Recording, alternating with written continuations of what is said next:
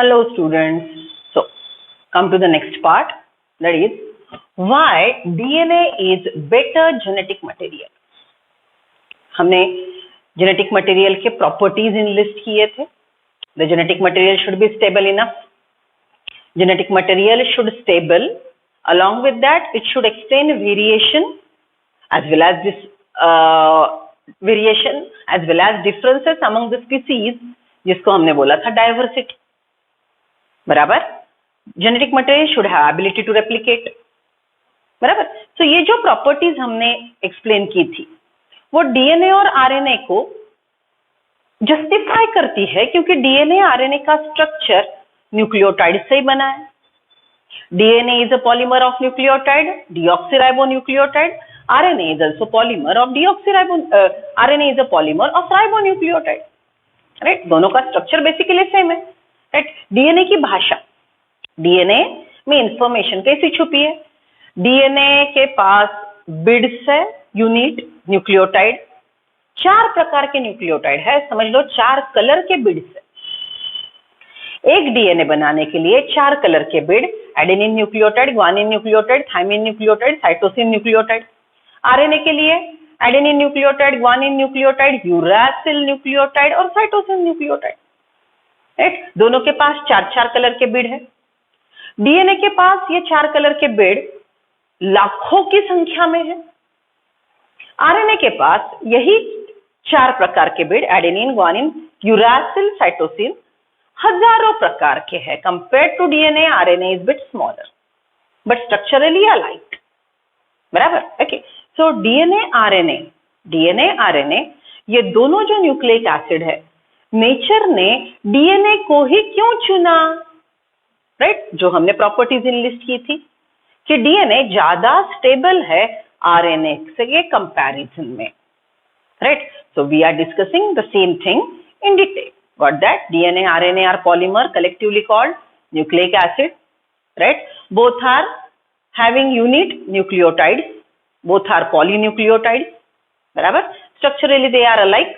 But why DNA act as genetic material is the point of discussion. Right. चलो come to page number 103. मैंने कल आपको genetic material के properties लिख के दिए थे.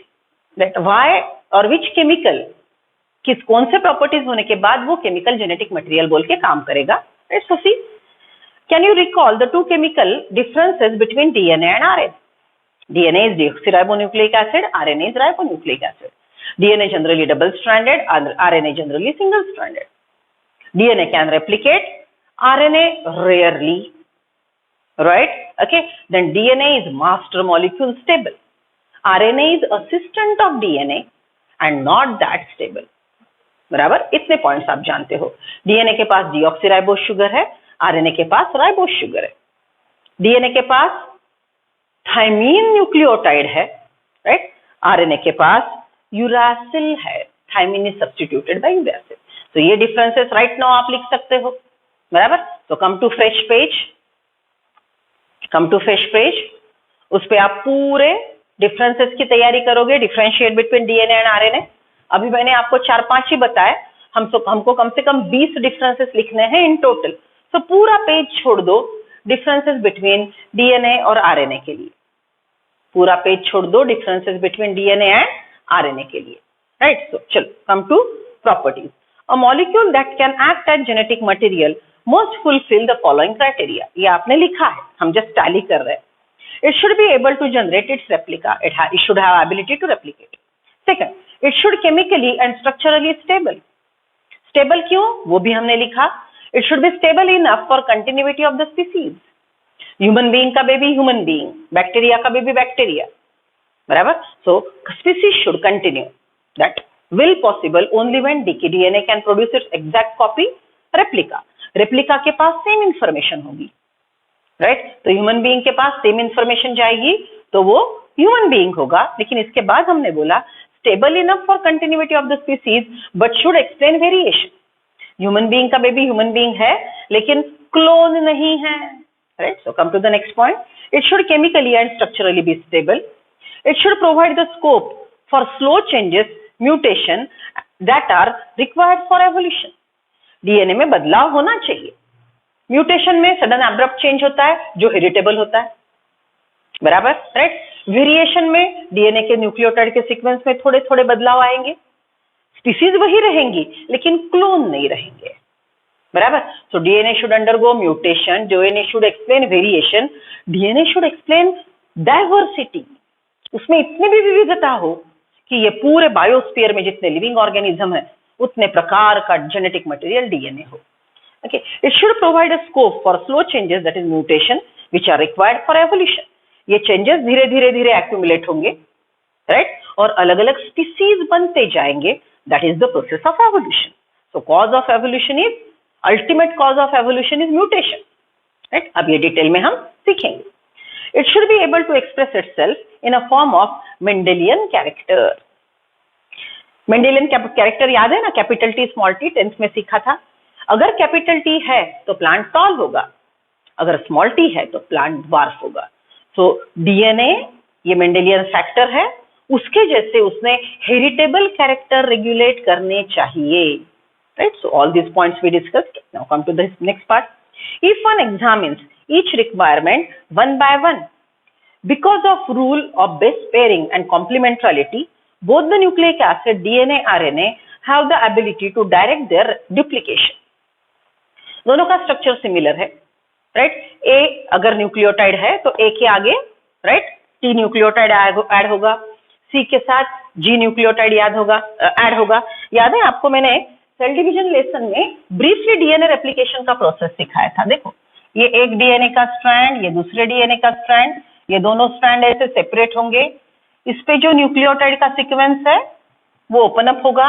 यहाँ पे अगर ए है तो यहाँ पे टी है, यहाँ पे जी है तो यहाँ पे सी है, राइट, यहाँ पे टी है तो यहाँ पे ए है। इजंट इट रूल ऑफ कॉम्प्लीमेंट्रिटी, बराबर। ओके, अब देखो नया डीएनए बनेगा तो ए के सामने यहाँ पे टी, जी के सामने यहाँ पे सी, इसके सामने ऐसा नया डीएनए मॉलिक्यूल बनता जाएगा। इधर भी ए के सामने टी, यहाँ पे जी, यहाँ पे टी, यहाँ पे दूसरा डीएनए मॉलिक्यूल बनेगा, बराबर।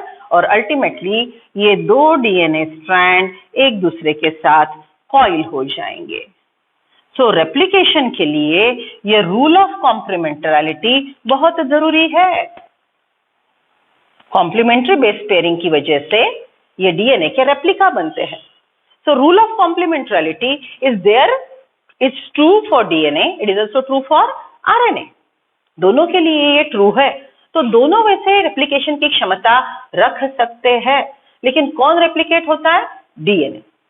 Okay, rarely RNA can replicate, but the complementarity rule is true for both. समझ रहे हो ना ये line? I repeat, see, both the nucleic acid, DNA, RNA have the ability to direct their duplication. The other molecule in the living system, such as protein, fail to fulfill this criteria itself. जो scientist बोल रहे थे कि protein ने genetic material होना चाहिए, तो protein fail हो गया, प्रोटीन काम नहीं कर सकता। क्यों? प्रोटीन रेप्लिकेट नहीं होता, right. Okay, now some prions are there. आप मुझे बोल सकते हो मैडम कुछ प्रायन है वो रेप्लिकेट होते हैं। हाँ बेटा, लेकिन right now what we are believing in is that DNA has unique ability of replication. The genetic material should be stable enough not to change within different stages of life cycle, right. अब देखो, बचपन में आपके पास जो DNA था, जो genetic material था, आप वो जिंदगी भर कैरी करते हो, राइट। बीच में आपकी हाइट बढ़ती है, बीच में ही कम हो गई, कभी कैपिटल टी एक्सप्रेस हो रहा है, कभी स्मॉल टी एक्सप्रेस हो रहा है, कभी आपका ब्लड ग्रुप ए है तो कभी आपका ब्लड ग्रुप बी है, ऐसे नहीं होता। जो जेनेटिक कैरेक्टर्स है वो थ्रू आउट द लाइफ आपके स्टेबल होते हैं। जो मॉर्फोलॉजिकल चेंजेस आएंगे, राइट, यंग होने के बाद बियर्ड मुस्टैच आएंगे, राइट, जैसे आप एजिंग के सिम्टम्स देखेंगे, स्किन लूज होंगी, सफेद बाल होंगे, दैट इज डिफरेंट थिंग। लेकिन आप बचपन में रहो, यंग रहो, बूढ़े रहो, आपका ब्लड ग्रुप सेम है, आपके हेयर कर्ली है, आपकी टंग रोलिंग कैपेसिटी सेम है, आपका आई कलर सेम है। So over the generation, sorry over the ageing, आपका जेनेटिक मटेरियल बदलता नहीं, थोड़ा मॉर्फोलॉजिकल चेंजेस होना, उसको हम बोलेंगे एजिंग, बराबर। Okay, see now age stability as one of the property of genetic material was very evident in Griffith transforming principle.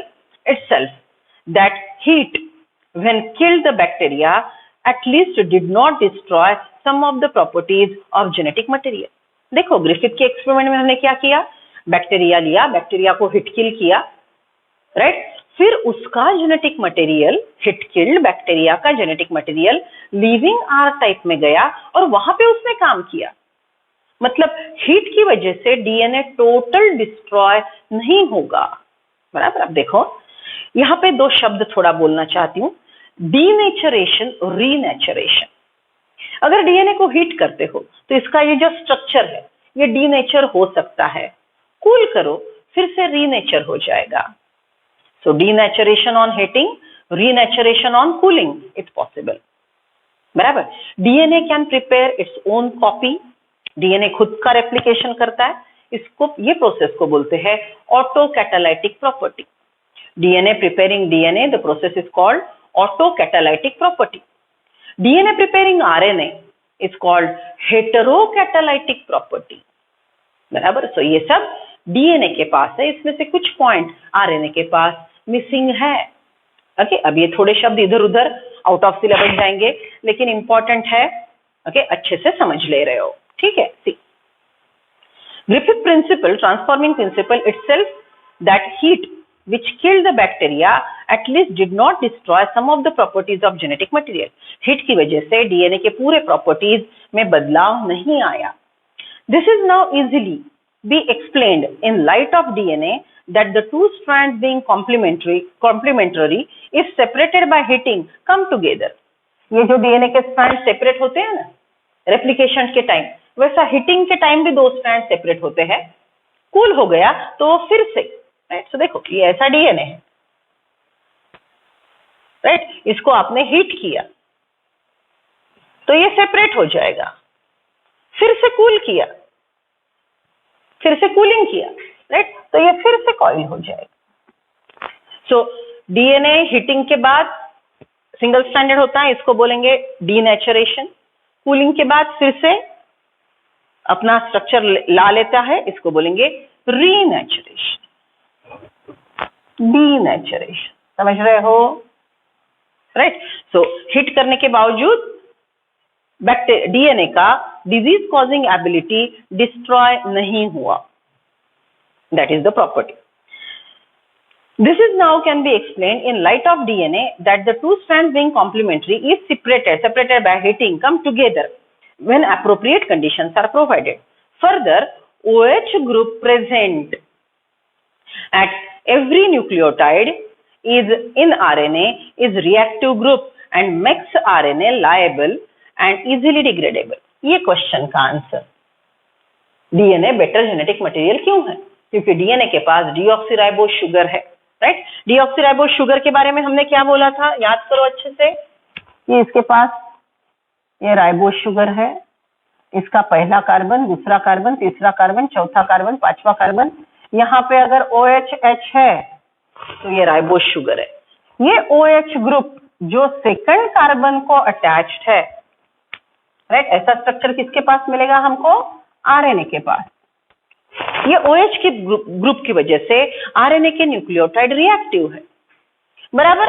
अगर इसको मैंने ऐसे कर दिया तो ये डीएनए का डीऑक्सीराइबोज हो गया, तो ये स्टेबल है। So why DNA is better?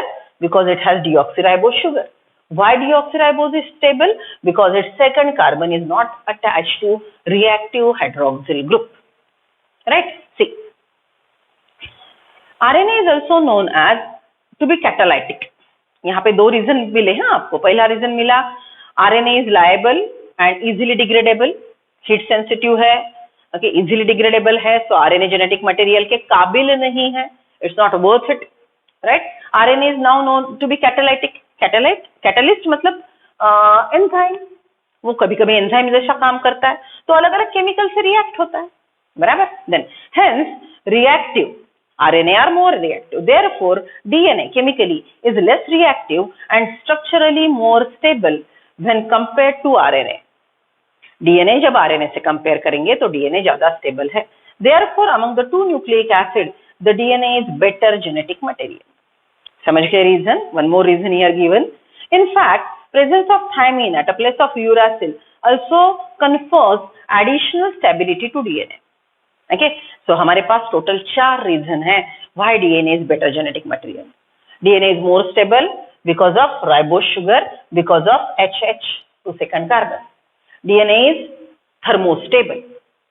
DNA is double stranded, hence less reactive, and DNA has thymine, right? So it is more stable than RNA. 4 reason है ये question. Okay, लिख लिया ना? लिख लो चारों reason.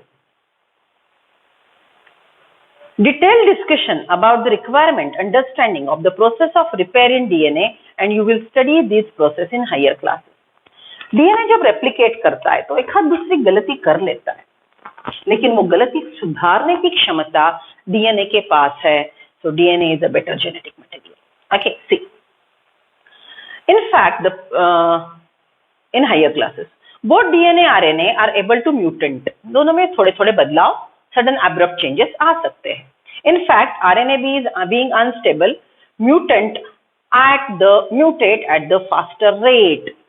Consequently, viruses having RNA genome and having shorter lifespan mutate and evolve faster. देखो अब यहाँ पे अच्छे से देखो, RNA सेल के पास जेनेटिक मटेरियल नहीं होता. Okay, who's that? Okay, which is that structure having RNA as genetic material? Few viruses. उनको हमने क्या नाम दिया? रिट्रोवायरसेस. उनको हमने क्या नाम दिया? Retrovirus.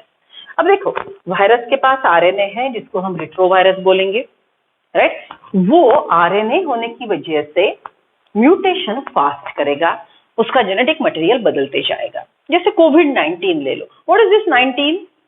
Right, it is a type of SARS virus. उसका ये वर्जन है 19.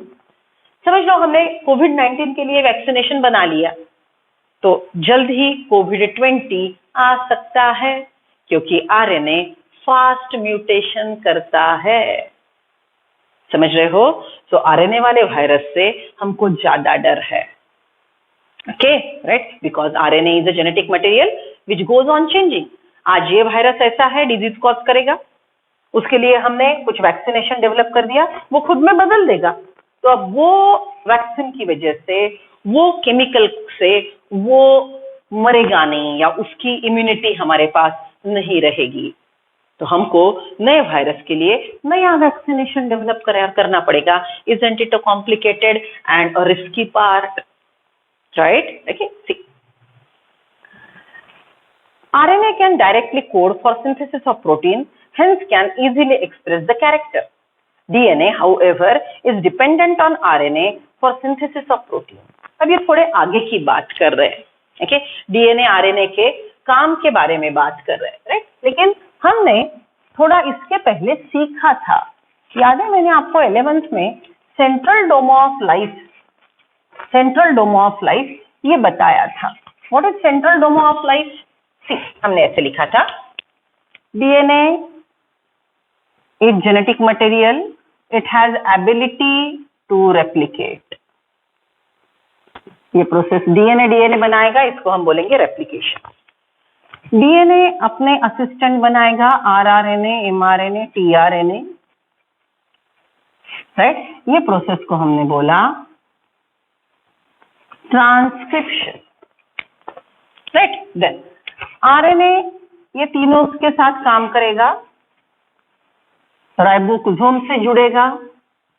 Ribosome is a protein factory, so all the 3 RNA along with ribosome will prepare protein. This process we say it is translation. ये पूरे diagram को हमने बोला था central dogma of life, बराबर? अब देखो, एक्चुअल प्रोटीन बनाने वाला कौन है? RNA. लेकिन RNA को बनाने वाला मास्टर मॉलिक्यूल कौन है? DNA, right? तो RNA is like a manager जो एक्चुअल साइट पे काम करता है, और इसका बिग बॉस है DNA. लेकिन दोनों के सिवा काम नहीं होता. Okay, right? So that is what is the line meaning. RNA are directly coding for synthesis of protein. RNA are directly involved in protein synthesis. Hence can easily express the character. तो actual protein बनाना, right? ये protein, इसके आगे हमने और एक बात लिखी थी, अगर आपको याद है तो, ये प्रोटीन 2 प्रकार के रहेंगे, राइट? एक फंक्शनल प्रोटीन, फंक्शनल प्रोटीन को हमने बोला था एंजाइम। एंजाइम की वजह से केमिकल रिएक्शंस होंगे, एंजाइम की वजह से केमिकल रिएक्शन होंगे, और केमिकल रिएक्शन की वजह से पर्टिकुलर कैरेक्टर रेगुलेट होगा। It may be capital T, it may be small T, Mendelian factor, बराबर। यहाँ पे मैंने आपको स्किन कलर का एग्जांपल दिया था। तो देखो हमने ऐसे सोचा था, प्लांट टॉल क्यों है या फिर आपका स्किन कलर फेयर क्यों है? क्योंकि आपके पास मेलेनिन कम है। मेलेनिन किसने बनाया है? एंजाइम ने बनाया। ये एंजाइम क्या है? प्रोटीन है। प्रोटीन किसने बनाया? आरएनए ने। आरएनए को किसने सिखाया? डीएनए ने। तो आपका ये कैरेक्टर स्किन कलर है, प्लांट की हाइट है, अल्टीमेटली किसने रेगुलेट की? डीएनए ने। समझ रहे हो? ये पूरा लिंक हमने सीखा था।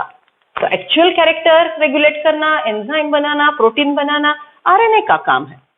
लेकिन आरएनए पे रेगुलेशन किसका है? डीएनए का। आरएनए पे रेगुलेशन किसका है? डीएनए का। Protein synthesizing machinery has evolved around RNA. The above discussion indicates that both DNA and RNA can function as genetic material.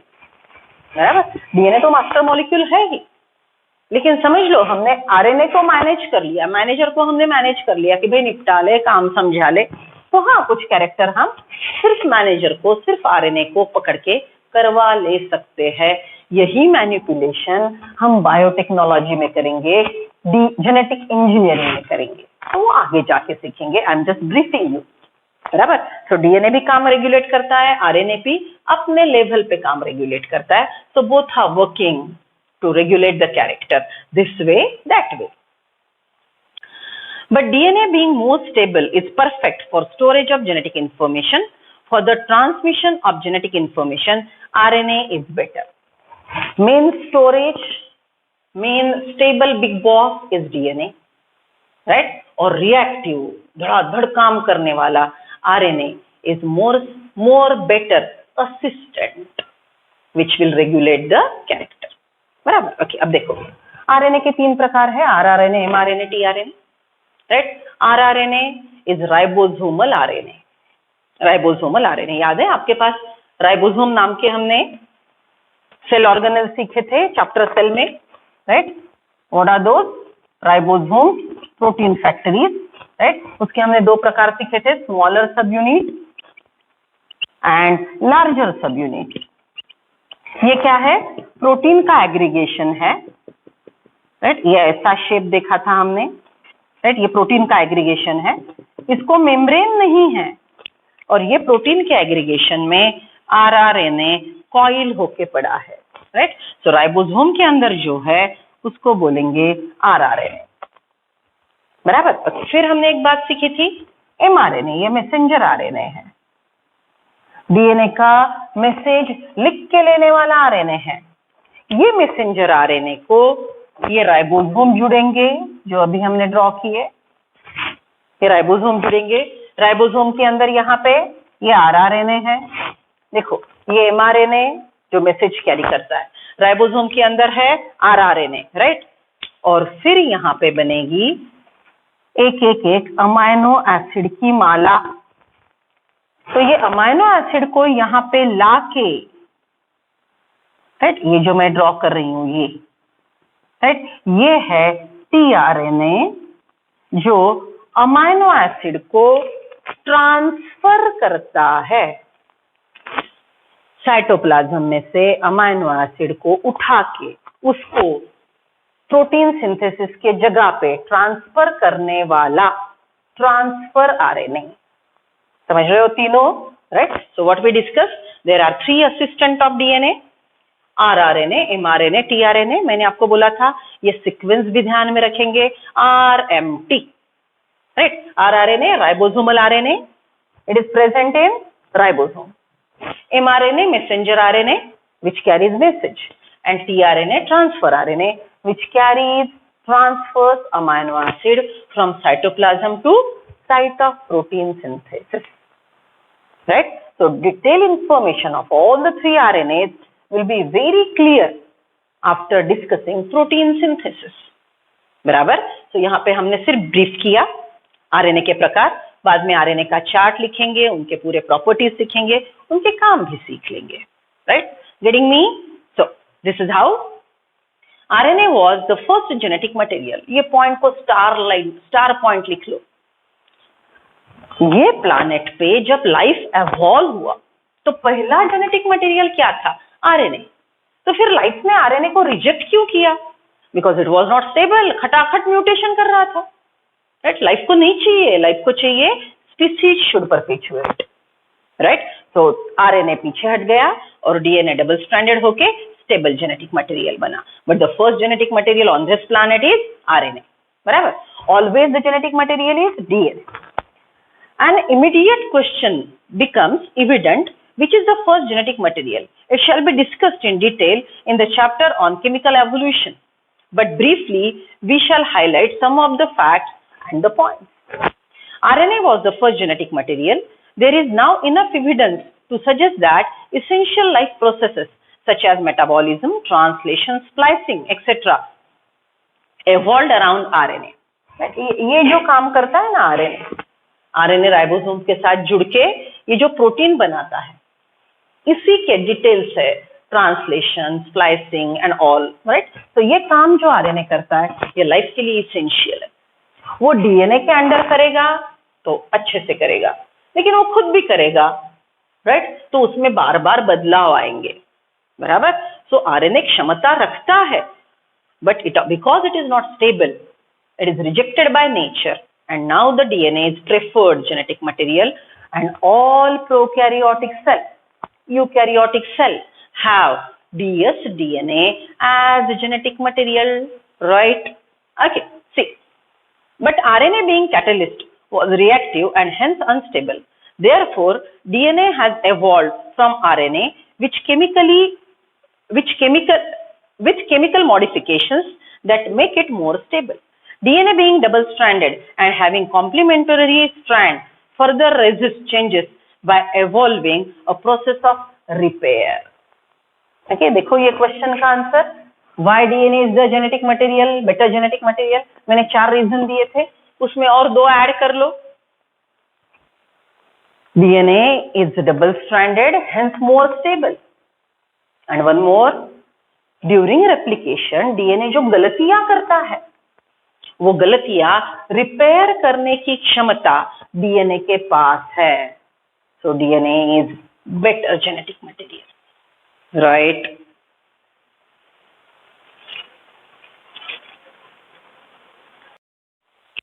Now you will come to know the depth of this lesson, right? Now it is becoming difficult and difficult.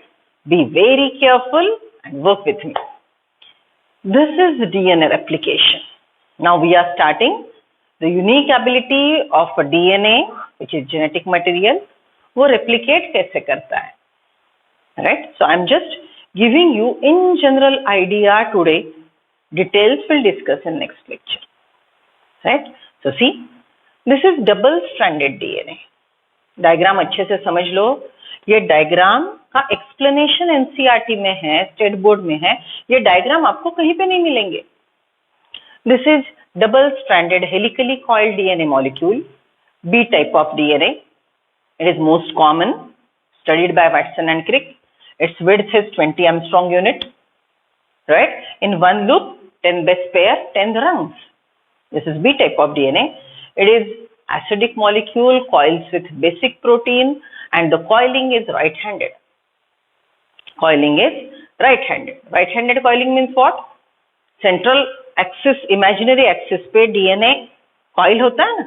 जब coil होता है तो right hand side आपका margin पे रहेगा, right hand side आपका peripheral रहेगा. अगर axis इधर है और coiling ऐसा होगा, this will be left hand coiling, right? So DNA showing right-handed coiling. Okay, so this is linear double-stranded helically coiled molecule, genetic material of all eukaryotic cells. It is genetic material of all eukaryotic cells. Prokaryote में यही DNA circular होता है. Eukaryotic cell में genetic material बहुत बड़ा होता है. Get it? Human cell, there are 23 pair of chromosomes. So total 46 chromosome को अगर हम एक दूसरे को जोड़ दे तो more than 2 metre long DNA है। देखो छोटे से सेल में छोटा सा न्यूक्लियस, उसमें डीएनए ठूस ठूस के भरा है, right? So this DNA is very long thread, this DNA is very long thread and it's very difficult to accommodate in a tiny space. That's why we discuss that long DNA was precise coiling. DNA coiled to form nucleosome fiber, solenoid fiber, chromatin fiber, chromosome. ये systematic packaging करेगा। उसका फायदा क्या है? छोटी सी जगह में बहुत बड़ा डीएनए ठूस ठूस के भरा है, right? So eukaryotic DNA is linear, it is very long. Prokaryotic DNA is circular, short. Prokaryote के पास एक बैक्टीरिया का लाइफ है, कॉम्प्लिकेशन ज्यादा नहीं है, राइट? सो उसका डीएनए सिंपल है, छोटा सा है। हमारा लाइफ इतना बड़ा, कॉम्प्लिकेटेड मेटाबॉलिज्म, तो हमारा डीएनए बहुत बड़ा है।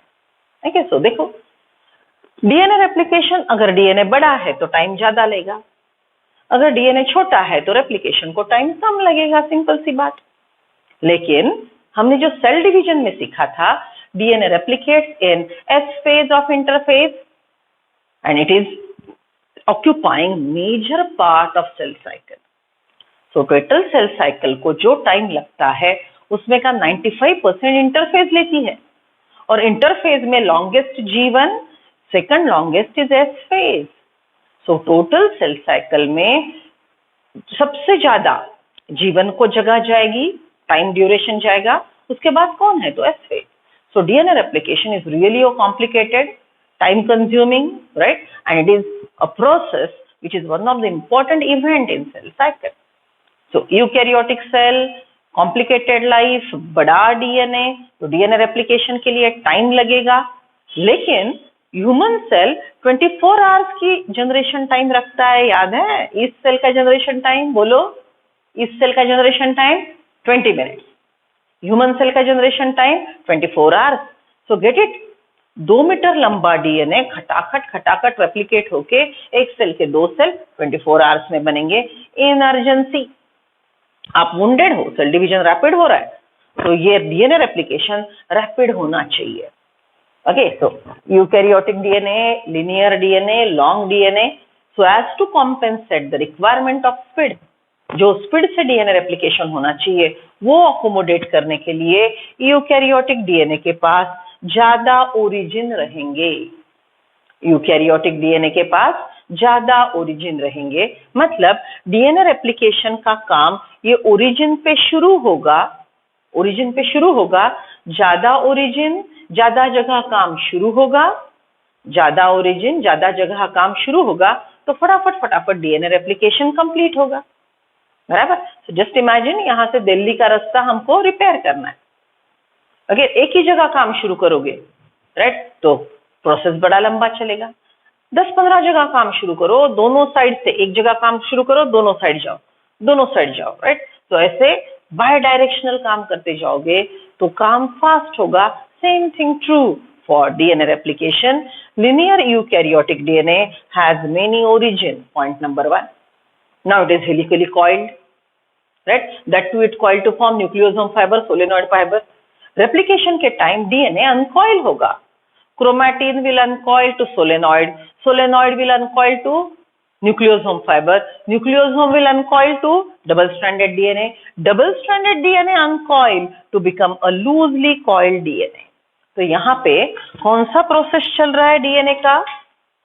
राइट, यहाँ पे कौन सा प्रोसेस चल रहा है? It is undergoing अनकॉइलिंग।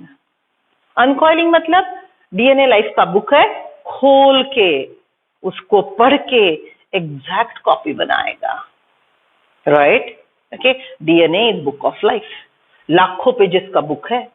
लाखों पेजेस के बुक का अगर रेप्लिका जेरोक्स करना है तो जेरोक्स वाला पहले बाइंडिंग खोल देगा, एक एक पेज सेपरेट करेगा, एक एक पेज का जेरोक्स करेगा, और फिर हर पेज, एक पेज की पेयर, दूसरे पेज की पेयर, राइट, वो फिर से सेपरेट करके 2 नए बुक बनाएगा, right? So this is what is very important and crucial mechanism of DNA replication. So eukaryotic DNA has many origin to speed up the process of DNA replication.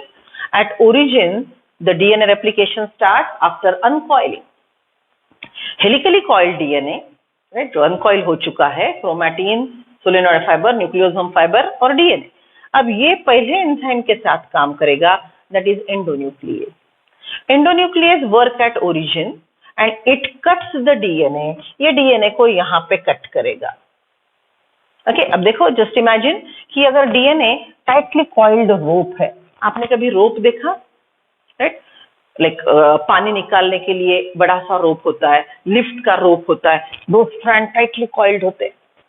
वो coil अगर आप पकड़ के खोलना चाहो, राइट, वो tightly coiled रोप के दो स्ट्रैंड अगर आप खोलना चाहो तो बड़ी पावर लगती है, राइट. आपने शक्ति लगा के उसको खींचा, थोड़ा सा ओपन हो गया, लेकिन फिर आप खींच नहीं पाते हो क्योंकि ऊपर सुपर कॉइल, नीचे सुपर कॉइल, आप पावर नहीं लगा पाए, आपने छोड़ दिया, फिर से वो कॉइल हो जाएगा.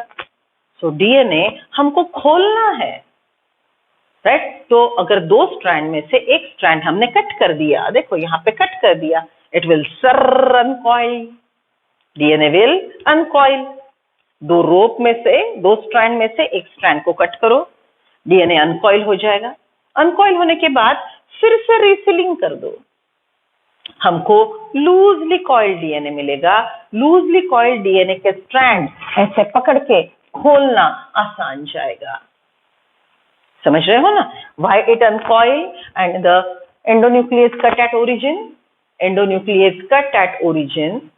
It cut only one strand of DNA and that too a bond between two nucleotides.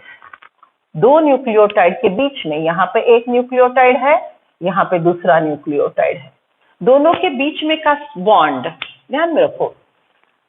Two nucleotides of one strand are connected to each other by phosphodiester bond.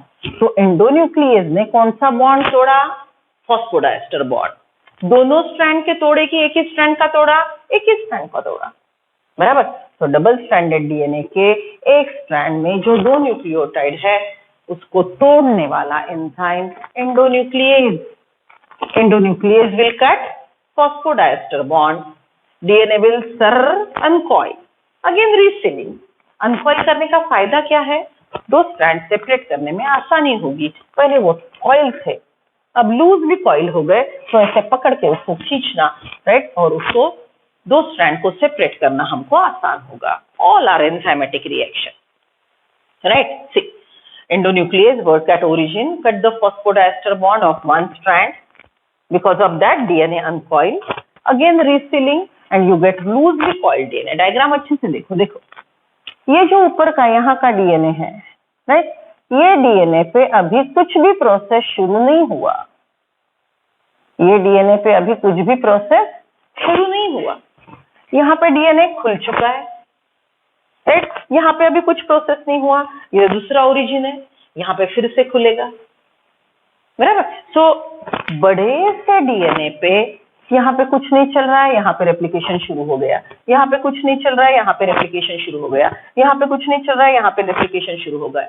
So simultaneously it starts at many points, okay, and there are some places where DNA is not performing replication because of many origin the phenomenon is observed.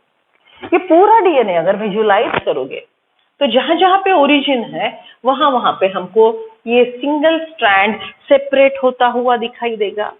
आप बोलेंगे madam separate कैसे हो रहा है? See, here I have drawn this enzyme, right. It is like unzipping.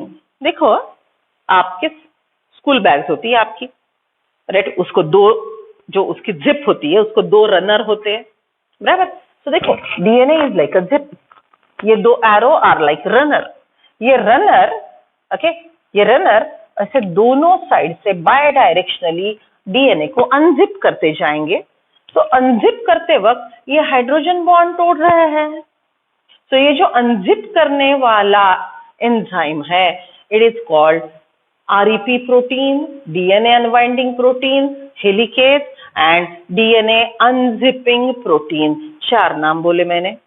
Okay, उसका position कैसे देखो, ये दो एरो, वो है जिप के रनर, यहाँ पे आ गए, बाय डायरेक्शनली मूव हो रहे, बाय डायरेक्शनली मूव हो रहे. तो एक ऊपर जाएगा, एक नीचे जाएगा और डीएनए का जिप खोलता जाएगा, राइट। डीएनए का जिप जब खोलेगा तो ये यहाँ पे पहुंच जाएगा। डीएनए का जिप अगर खोलेगा तो ये यहाँ पे पहुंच जाएगा और डीएनए हमको सिंगल स्ट्रैंडेड मिलता जाएगा। देखो अच्छे से कौन सा एंजाइम कौन से बॉन्ड तोड़ रहा है, ये भी आपको ध्यान में रखना पड़ेगा।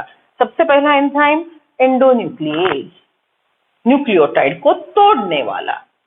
एंडोन्यूक्लिएज न्यूक्लियोटाइड को तोड़ने वाला। ओके, अब ये शब्द देखो, एंडो, इजंट इट, इंटरनली वो न्यूक्लियोटाइड को तोड़ रहा है, जहां जहां पे ओरिजिन है अंदर से अंदर जाके डीएनए को तोड़ रहा है, एंडोन्यूक्लिएज।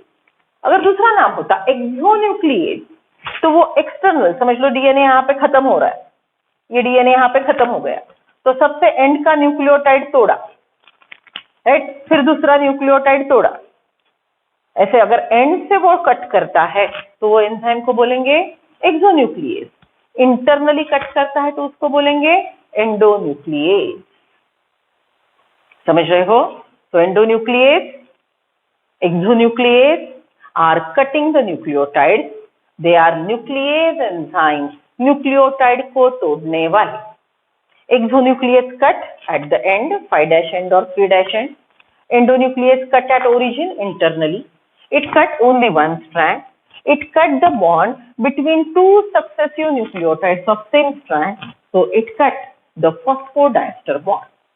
और एक एडिशनल पॉइंट देखो, यहाँ पे डायग्राम अच्छे से देखो। एंडोन्यूक्लियस ने यहाँ का फॉस्फोडाइस्टर बॉन्ड तोड़ा। अलॉन्ग विद दैट ये न्यूक्लियोटाइड के बीच में का ये देखो यहाँ पे हाइड्रोजन बॉन्ड भी तोड़ा। नजर आ रहा है ना, राइट? ये यहाँ पे हाइड्रोजन, ये ब्लैक लाइन मैंने कट ड्रॉ की है। तो endonuclease will cut the phosphodiester bond and first hydrogen bond DNA will सरकॉइल। Then which enzyme will work? Helicase. Helicase, DNA unwinding protein, REP protein, unzipping protein. It will move bidirectionally and it will unzip DNA. Because of unzipping, you get a structure called replication bubble. इसको क्या बोलेंगे? Replication bubble.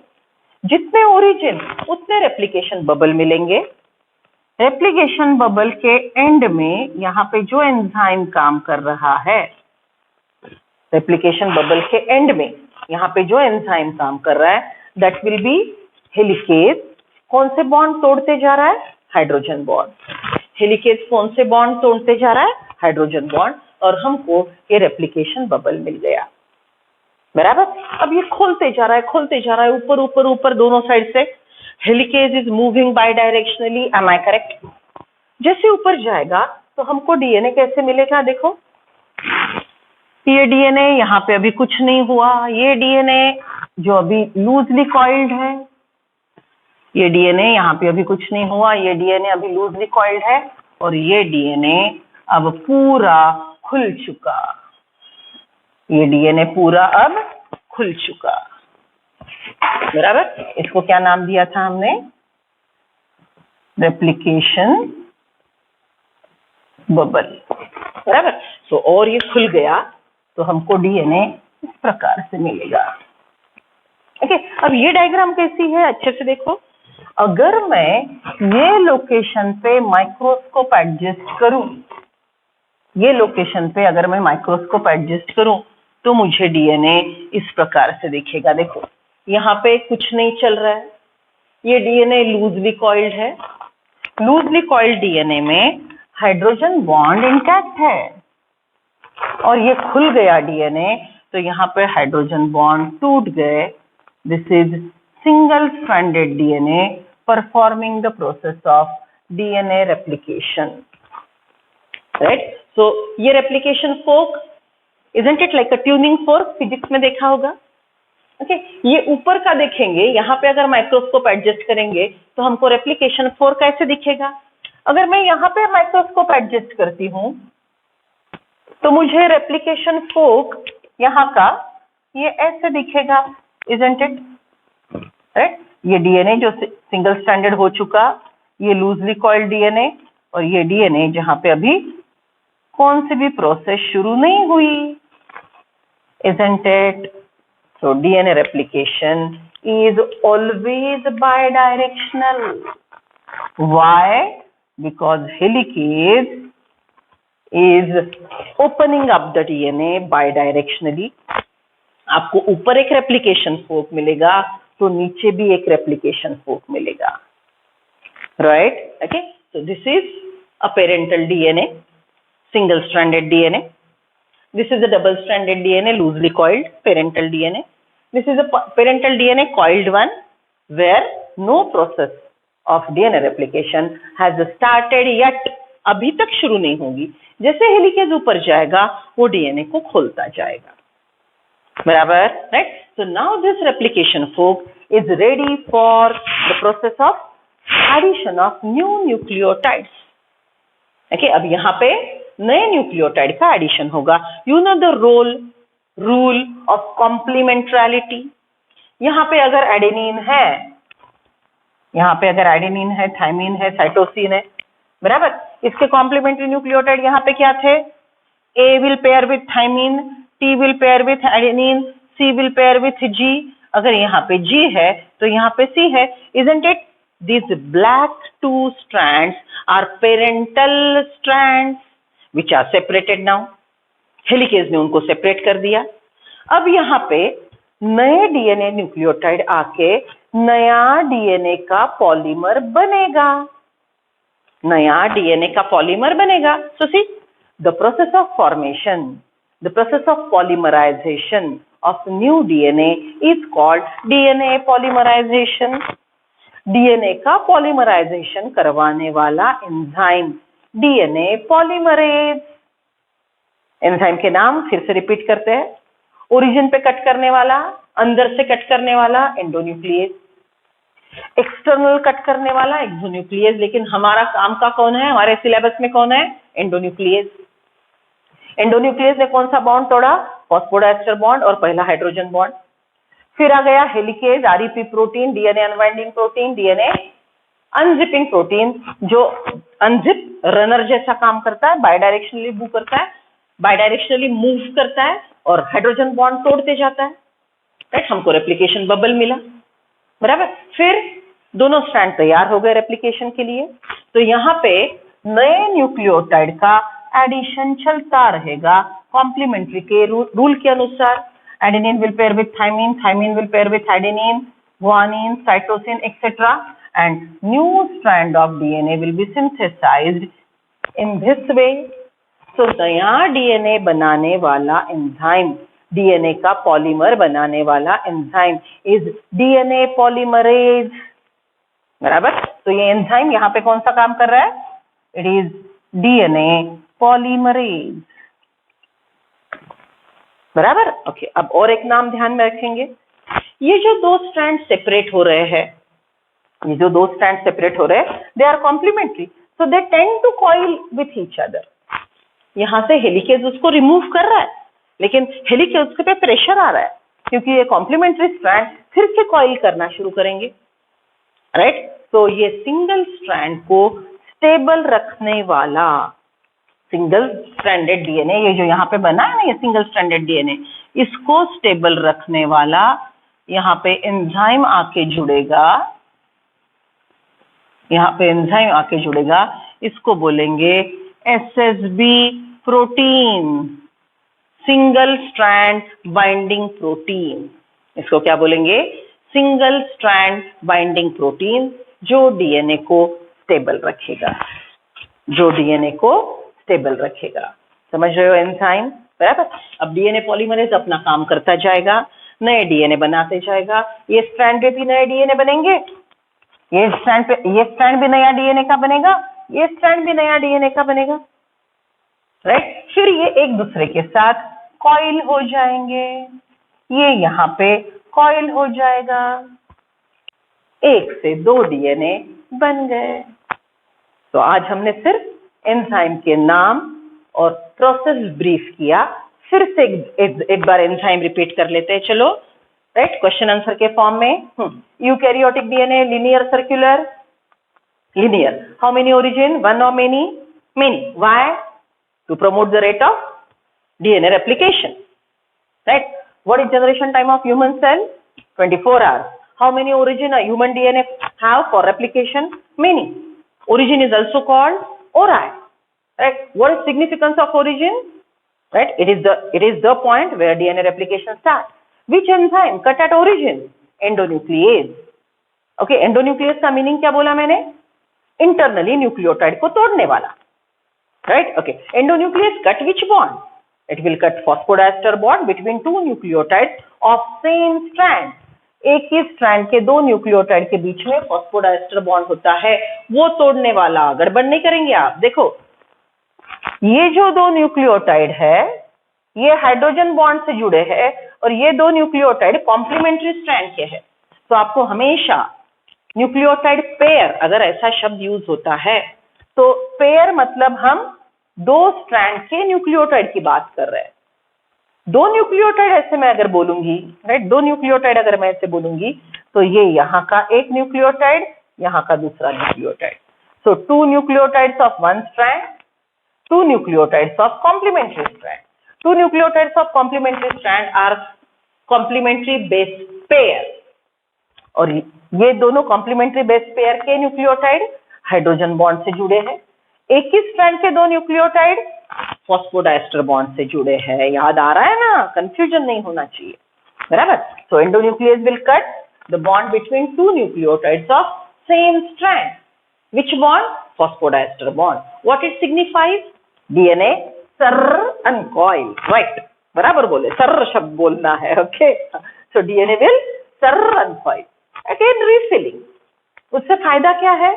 DNA will be loosely coiled.